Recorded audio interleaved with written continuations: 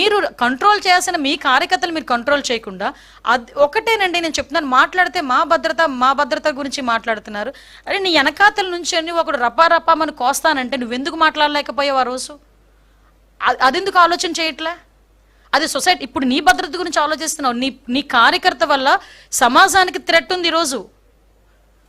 ఆ సొసైటీ భద్రతని ఎవరు కాపాడతాడు? నీ కార్యకర్త నీ ర్యాలీలో నుంచొని రప్పా నరుకుతానని ఒకడంటాడు, కోసేస్తాను ఒకడంటాడు, రాజారెడ్డి రాజ్యాంగం మళ్ళీ తిరిగి రాస్తామని ఒకడంటాడు, ట్వీట్లు ఫేస్బుక్లో నోటుకొచ్చినట్టు పెడతాడు, ఒకడు గొడ్డలు పట్టుకుంటాడు, ఒకటి వేట కొడవలు పట్టుకుంటాడు. కాదండి, ఇప్పుడు నిజంగా నేను ఒకటే అంటున్నాను. నేను ఈరోజు ఇప్పుడు ఇంటి దగ్గర నుంచి బయలుదేరాను. నాకు ఒక పైలట్ ఎస్కార్ట్. ఎంతసేపు బయలుదేరుతాను? మీకు ఎందుకు ఫోన్ చేశాను? ఒక 10 నిమిషాల్లో నేను వచ్చేసాను. అంటే పలానా టైం నుంచి పలానా డిస్టెన్స్కి నేను రావడానికి ఒక 10 మినిట్స్ పడుతుంది కాబట్టి నేను అంత ఎగ్జాక్ట్గా చెప్పుకుంటున్నా. దారిలో జనాలు అది వస్తే కనుక వాటిని క్లియర్ చేసుకుని రావడానికి కొంచెం టైం పడుతుంది. కానీ ఇతగాడు ఏం చేస్తున్నాడంటే జనాలందరినీ మా పోలీసులు ఎవరైనా గట్టిగా రోప్ పార్టీ పట్టుకుని ఆపారు అనుకోండి, పోలీసులు ఏంటది దాన్ని ఏమంటారు, ఏదో మమ్మల్ని ఇబ్బంది పెట్టేస్తున్నారు, పోలీసులు వైఖరి నశించాలి అని మాట్లాడతారు. ఈరోజు మీ వాళ్ళేమో ఎలాగో నిజంగా చెప్తున్నా, ఈ మాట అనకూడదు, ఒక ఉన్మాదుల్లో రప్పించుకుంటున్నారు. మీరు రప్పించుకొని ఒక రోప్ పార్టీ పెట్టి, అంటే 90 కిలోమీటర్లు నేను రోప్ పార్టీ పెట్టగలనా?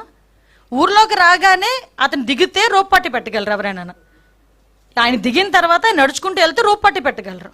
నువ్వు వెహికల్తో వెళ్తుంటాను, హైవే మీద వెళ్తుంటాను, 90 కిలోమీటర్ల మీద వెళ్తుంటాను అంటే రోప్ పార్టీ పెట్టమంటే ఎలా అవుతుంది? నువ్వు 90 కిలోమీటర్ 80 నుంచి 90 కిలోమీటర్లు వెళ్ళడానికి నీకు ఎన్ని గంటలు పట్టింది? అంటే మీరు ఏ స్పీడ్లో వెళ్ళారో ఒకసారి ఆలోచించుకుంటున్నారా? ఒకసారి ఆలోచించాలి. మేము ఇవ్వాల్సిన భద్రత మేము అవుట్ ఆఫ్ ద బాక్స్, అతనికి ఇవ్వాల్సిన భద్రత కన్నా మేము చెప్పిన దానికన్నా ఎగస్ట్రానే మేము భద్రత ఇచ్చాం. ఎగ్జాక్ట్లీ. ఇప్పుడు మీరు వచ్చిన తర్వాత అతను షేక్ హ్యాండ్ అంటే అతన్ని ఎలాగ క్రియేట్ చేసుకుంటారంటే, ఒకటండి బ్లెండర్గా ఒకటే మనం ఆలోచించుకోండి. అతను వెళ్ళేది ఒక పరామర్శకి వెళ్ళేటప్పుడు అంత ర్యాలీ అవసరమా? అంత బల ప్రదర్శన అవసరమా?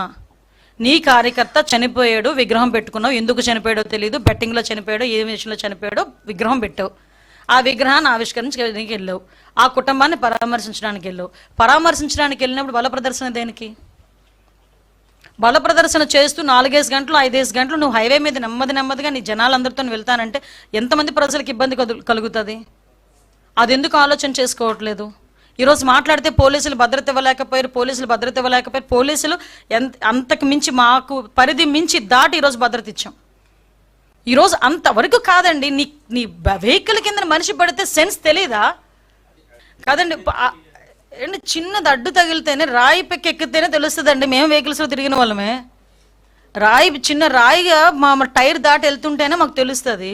అతను మూమెంట్ అక్కడ ఎవరో ఒకరు చెప్తున్నారు, మీరు వీడియో క్లియర్గా చూడండి, కిందన ఎవరో పడుతున్నారు అని చెప్తే తీసి లాగేశారు పక్కకి. చెప్తున్నారు కదా, అప్పుడైనా ఆపాలి కదా. 2 చనిపోతే కూడా దగ్గరికి వెళ్ళి చెవులో కూడా జగన్మోహన్ రెడ్డికి 2 చచ్చిపోయారని చెప్పలేని నాయకులు ఉన్నారా జగన్మోహన్ రెడ్డి చుట్టూను? ఏదో ఇన్సిడెంట్ జరిగితేనే సార్ ఇన్సిడెంట్ జరిగిందని జరిగిన వెంటనే వచ్చి చెవులో చెప్తారు. అటువంటిది ఒక వ్యక్తి చనిపోయిన తర్వాత, 2 వ్యక్తులు చనిపోయిన తర్వాత, నీ కార్యకర్తలు చనిపోయిన తర్వాత నీ చెవి దగ్గరకు వచ్చి కనీసం ఒక చెప్పే నాయకుడు కూడా నీ దగ్గర లేడా? రిటర్న్లో వచ్చినప్పుడు చెప్పారని చెప్తున్నావు. సిగ్గుండాలి ఆ మాట మాట్లాడడానికి. Sorry to say. ఆ మాట ఎలా చెప్పగలుగుతున్నాడు ఆయన? లోకం మొత్తం గొగ్గోలు పెట్టింది, చనిపోయాడంట అని. అతనికి తెలియదు. ఎస్, ఎగ్జాంపుల్ చెప్తానండి.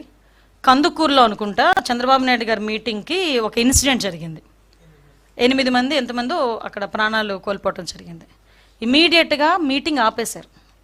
మీటింగ్ ఆపి అంతమంది ఇంటికి కూడా సాక్షాత్తు చంద్రబాబు నాయుడు గారు వెళ్ళి పరామర్శించి వాళ్ళకి పార్టీ తరపున ఎక్స్గ్రేషియా ఇచ్చి ఆ కుటుంబాన్ని ఆదుకోమని చెప్పి, ఆ పిల్లల్ని కూడా ఎన్టీఆర్ మోడల్ స్కూల్లో చదివిస్తానని చెప్పి, అందులో కొంతమంది చదువుకునే పిల్లలు ఉంటే వాళ్ళందరికీ చదివిస్తానని చెప్పి హామీ ఇచ్చి ఇప్పుడు చదివించుకుంటూ ఈరోజు వచ్చారు. నెక్స్ట్ మీటింగ్ ఆ ఊర్లో పెట్టలే, నెక్స్ట్ కావలికి షిఫ్ట్ అయిపోయారు. నెక్స్ట్ మీటింగ్ పెట్టేటప్పుడు ఇమీడియట్గా హాస్పిటల్కి వెళ్ళడమే కాదు, వాళ్ళ ఇంట్లోకి ప్రతి ఒక్కరి ఇంట్లోకి వెళ్ళారు, మీటింగ్ క్యాన్సిల్ చేశారు. అదండి నాయకుడుకున్న నిబద్ధత. అంతే తప్పించి చనిపోతే చనిపోనియండి, మా పనులు మేము చేసుకుంటాము, మా బల ప్రదర్శన మేము చేసుకుంటామని ఏ రోజు చంద్రబాబు నాయుడు గారు లేరు. మీకు ఇక్కడ ఎగ్జాంపుల్ కూడా చెప్పాలి. రీసెంట్గా మా టీడీపీ నాయకుడే భారతీరెడ్డి గారి గురించి ఒక మాట మాట్లాడారని ఇమీడియట్గా అరెస్ట్ చేసిన పరిస్థితి. అరే నీ పక్కన ఉన్నవాడు నేను రప్పా కోస్తానంటే తప్పేంటి అని అడుగుతాడు ఈరోజు జగన్మోహన్ రెడ్డి. ఈ కోసేస్తానంటే తప్పేంటి అని అడుగుతాడు. అంటే ఇతనికి నరుకుడు నైజం ఇతనికి ఉంది, అది వేరే విషయం.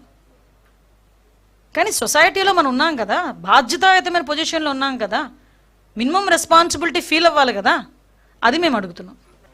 మీరు విమర్శ కాదండి, మేము ఈరోజు అన్ని ప్రూఫ్స్ పెట్టుకొని ఎలా చనిపోయాడు ఏంటి అని చెప్పి అన్ని ప్రూఫ్స్ పెట్టుకొని మేము వెంటనే మాట్లాడాం.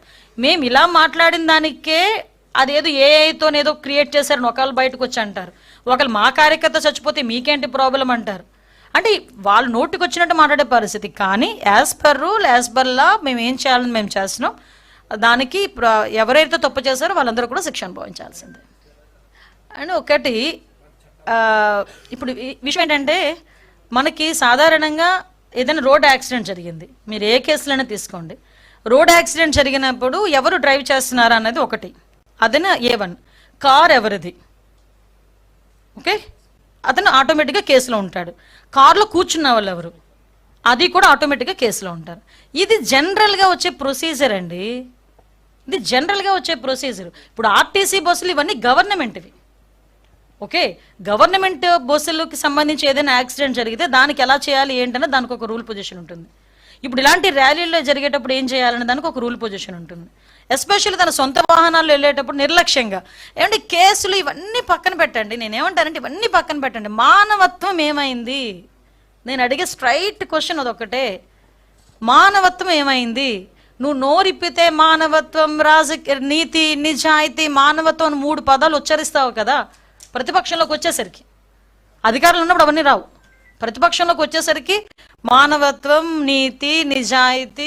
లాస్ట్ 4-5 days గా చేస్తా కూడా మేజర్ గా అందరు చెప్తా ఉండేది నీళ్ల ప్రాబ్లం చెప్తా ఉన్నారు. 5 years లో అసలు ఇండ్లే రిలీజ్ కాలేదనుకుంటా.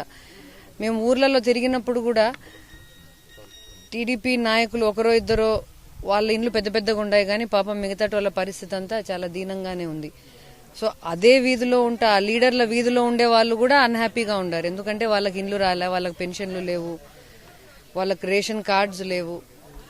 సో అసలు గడిచిన 5 ఏళ్లుగా ఏమీ 10 ఏళ్లుగా కూడా ఏమీ జరిగినట్టుగా లేదనుకుంటా. అందరూ రాజశేఖర రెడ్డి సార్ వచ్చినప్పుడు మాకు రోడ్లు వచ్చినాయి, రాజశేఖర రెడ్డి సార్ ఉన్నప్పుడు మాకు ఇండ్లు ఇచ్చినారు, మాకు రేషన్ కార్డులు ఇచ్చినారు అనే చెప్తారు. వాళ్ళందరికీ తెలుసు అనుకుంటా చంద్రబాబు చేసే మోసం చూస్తున్నారు అనుకుంటా. జగన్ అన్న ఇచ్చిన హామీలు కూడా వాళ్ళకి నమ్మకం ఉంది. ఎందుకంటే జగన్ గారు గడిచిన 9.5 సంవత్సరాలు కూడా ప్రజల మధ్యలో ఉంటా ప్రజల ఇష్యూస్ ఏంటి, యాక్చువల్ గా వాళ్ళు ఏమేం ఫేస్ చేస్తున్నారు అని దాన్ని బేస్ చేసుకుని నవరత్నాలు చేసినారు కదా. సో అది కాకుండా ఈ 9.5 ఏళ్లు జగన్ ఎక్కడ ఏ కాంప్రమైజ్ కాలే, ఏ విషయంలో కూడా కాంప్రమైజ్ కాలే. తన విలువల విషయంలో గాని, ఒక నిజాయితీతో రాజకీయాలు చేయడం విషయంలో గాని తను నిరూపించుకున్నాడు. అంటే మధ్యలో ఎంతో మంది రకరకాలుగా మాట్లాడిండొచ్చు, రైట్ ఆఫ్ చేసిండొచ్చు, కానీ ఆయన ధైర్యము, ఆయన చూపించిన విశ్వసనీయతనే ఆయన నిలబెట్టింది. ఈరోజు ప్రజలందరూ నమ్ముతున్నారు, ఈయన ఒకసారి చెప్పినాడంటే చేస్తాడు అనే నమ్మకం ఉంది. జగన్ కూడా అంతే ఆలోచన చేసి చెప్పినాడు. చేసిన నవరత్నాలు గాని, చెప్పిన ప్రామిసెస్ అన్ని కూడా అంతే ఆలోచన చేసి చెప్పారు.